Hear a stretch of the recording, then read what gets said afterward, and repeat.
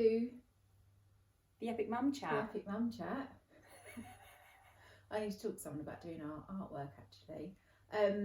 Today, so one of the big things that I suffered with initially after my separation from my children's father was the feelings of guilt I had about the fact that he was the father to my children, which obviously is very silly because, you know, he has to be their father, otherwise they wouldn't be who they are. And even though I kind of understood that, I just felt real sad and guilt for them that I'd not done a good enough job in choosing,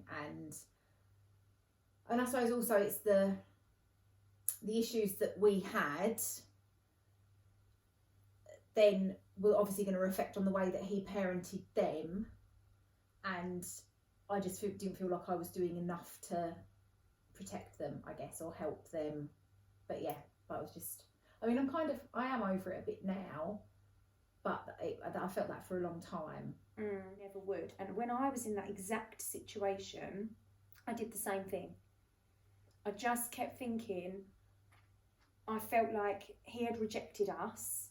Even though I chose to leave, it got to the point where I had no choice but to leave. Yeah. So that, as again, is another instance of that perfect circle of hatred, because I was either in pain with him or in pain without him. Yeah. There was it was lose-lose. Yeah. It's always lose-lose, isn't it? Yeah. But why is it that it's always lose-lose? And in every situation, because I know that when you've got a really difficult parenting or co-parenting or relationship pattern or cycle, it absorbs so much of your focus that it's difficult to look outside of it. But if you take a minute and go, what is my pattern like in friendships? What is my pattern with my parents? What is my pattern with like going out? What is my pattern with you notice that you will always lock yourself into these little habitual ways of behaving, and in our case we would always end up feeling shit about ourselves. Like, tell me a time when you didn't feel shit about yourself. Like, in every interaction or in every way, you were always giving more than you were receiving. There was so much guilt involved. Exactly the same with me. I've said it on numerous occasions that I felt awful. I felt like I'd chosen the wrong person, and I'd done that being completely naive, and the relationship ended because we weren't compatible. And so now we're in this ripped apart, you know, family unit, which isn't a family unit, and she's going from pillar to post. Like, even saying that now, it feels so untrue to me that it doesn't even sound right when I say it. But that was very much what I felt.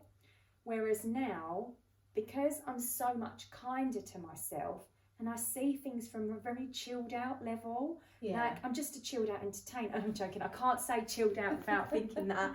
And I'm watching the US Office at the moment as well, and it's just killing me. Like, have you seen it? Yeah. Dwight, when he's playing that fucking recorder, I was crying. Anyway, I've watched it before, but I'm gonna watch the whole thing again. Anyway, I digress. But yeah, so so because I'm a lot more chilled out and I'm a lot kinder to myself now, I'm like, you know, we had Paige, and everybody knows you wouldn't change that. Yeah. And so you have to take the rough with the smooth. It's not all my fault. It's not all his fault.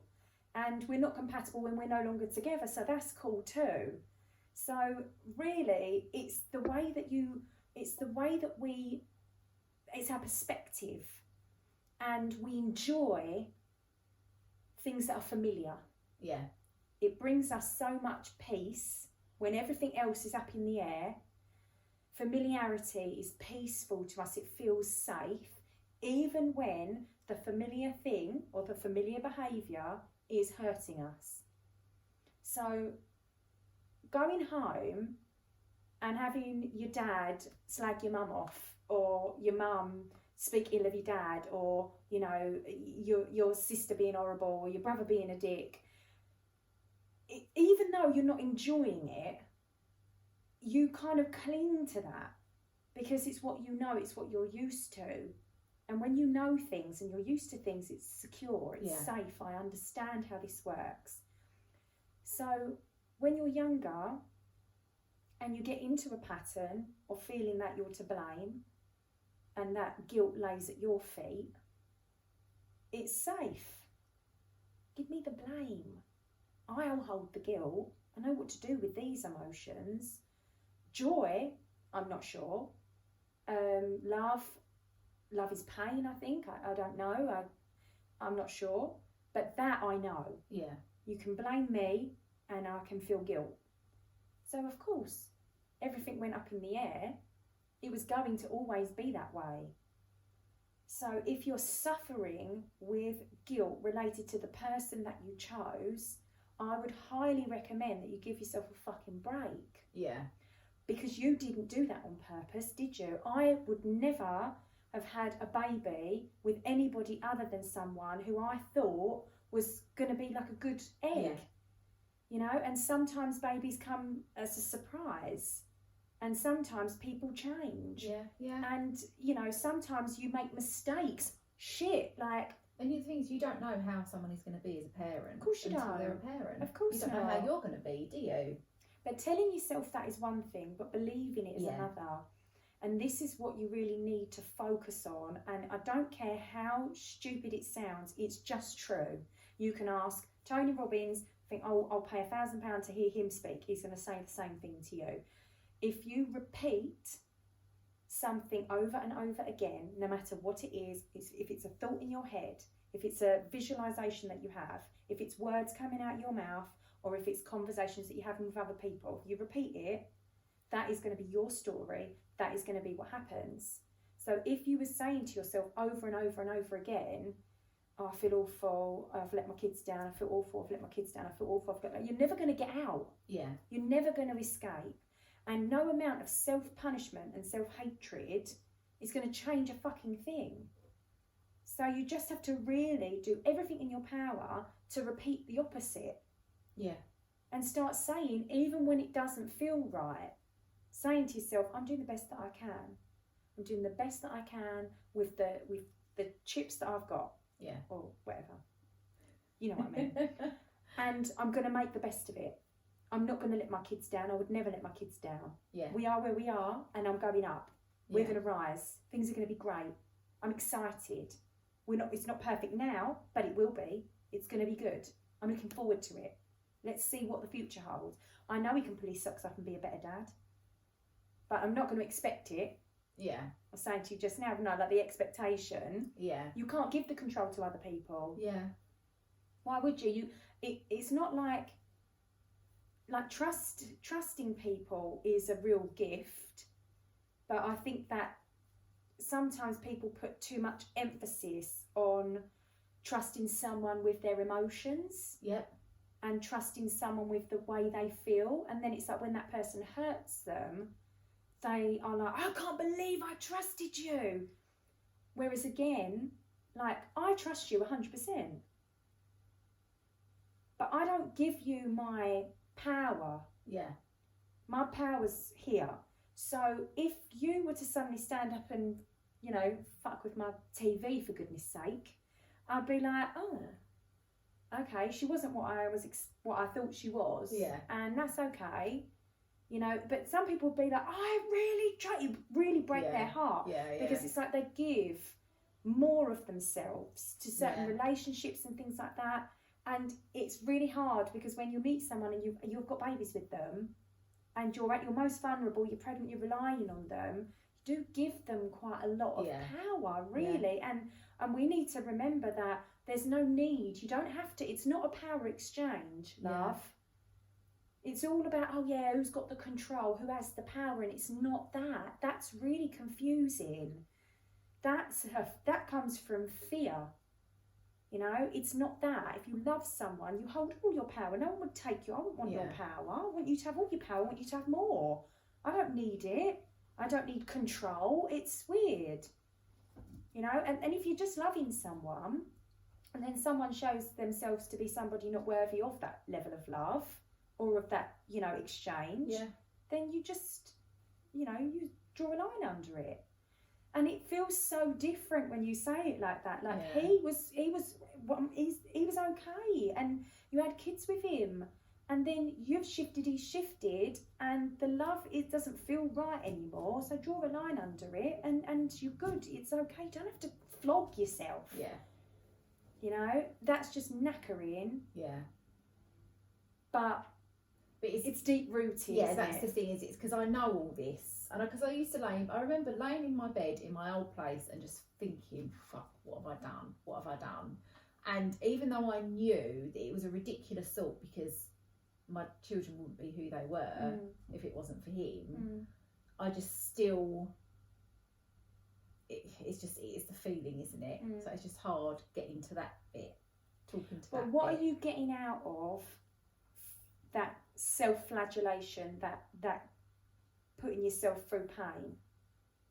Oh, nothing. I know that you feel like it's nothing, but you're getting something out of it, otherwise you wouldn't do it. Yeah. So what is it that you feel you're getting out of it? Probably people feeling sorry for me. Yeah. So attention. Yeah.